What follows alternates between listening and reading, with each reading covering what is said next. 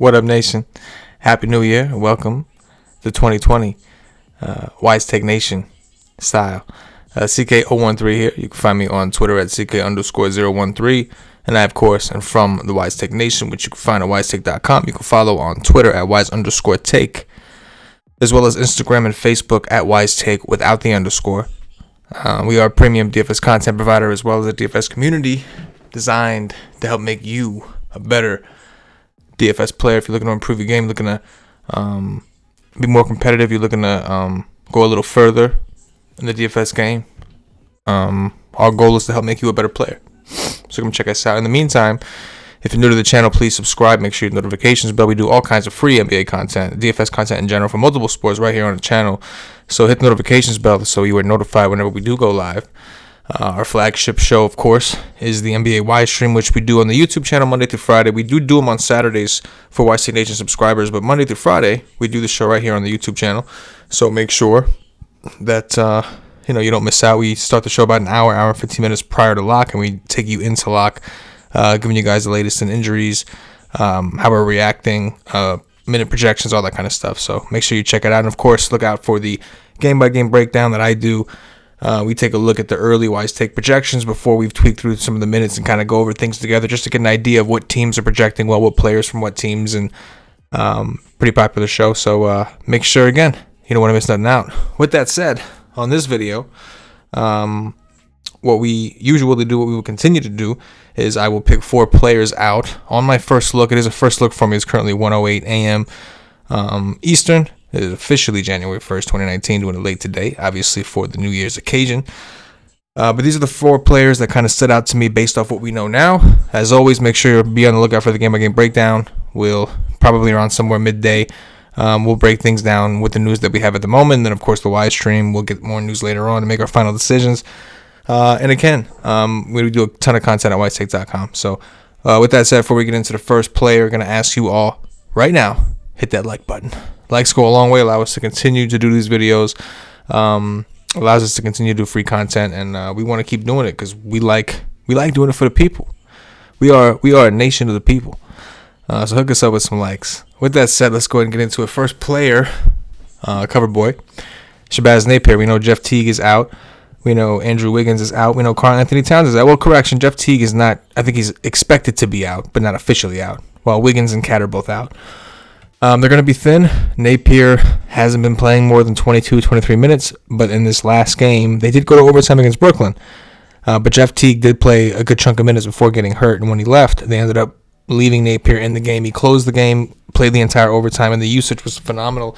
In fact, this season, with Jeff Teague, Andrew Wiggins, Karl-Anthony Towns, and of course Jake Layman, if you want to include him, or off the court, Napier. It's been a small sample. Don't want to overreact, but his usage has been somewhere in the 30s. So I don't know if I'd expect the 30s in this particular scenario, but I do expect Napier gets a lot of minutes, and I expect him to have a high usage rate as a point guard, albeit against a tough defensive team in Milwaukee.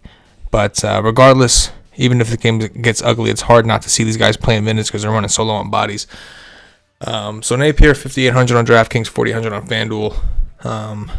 Is interesting on a 4-game slate. Next up, JARRETT CULVER. Similarly to yesterday's video, you're going to see a common trend of a team that is thin, and this team is the Minnesota Timberwolves.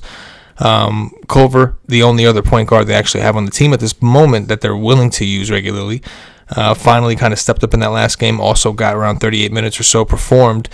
Not currently showing up as a high per minute player. As of right now, FanDuel looking a little stronger at 4,100. He's small forward eligible there. On DraftKings, though, considering it's a 4-game slate, considering the amount of minutes we're expecting CULVER to get, he's looking like a fine play. But if not him, it's going to be somebody else from Minnesota regardless. It's just another one of those situations. There is a lot of value.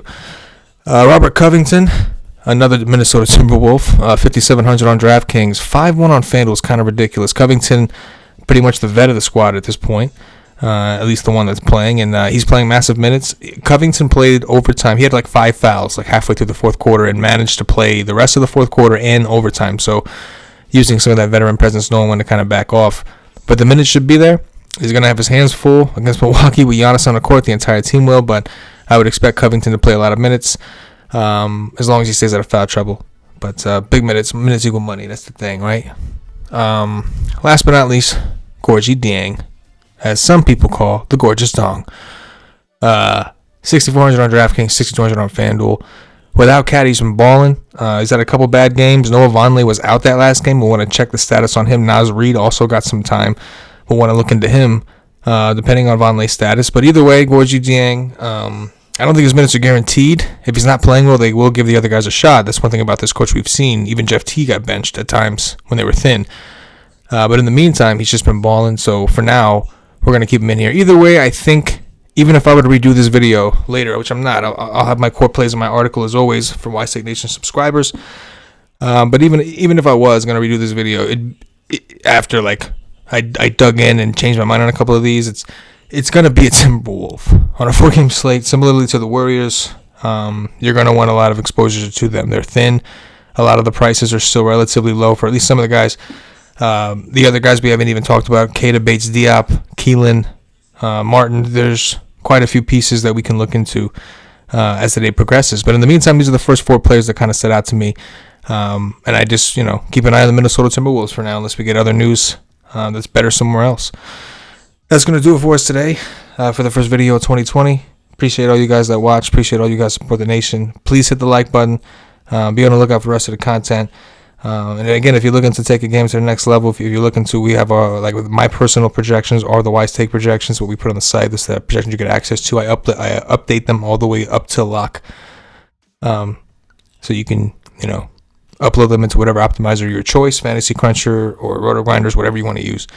You can get the WiseTake Nation flavor on it. And they're available with day passes. So go check it out.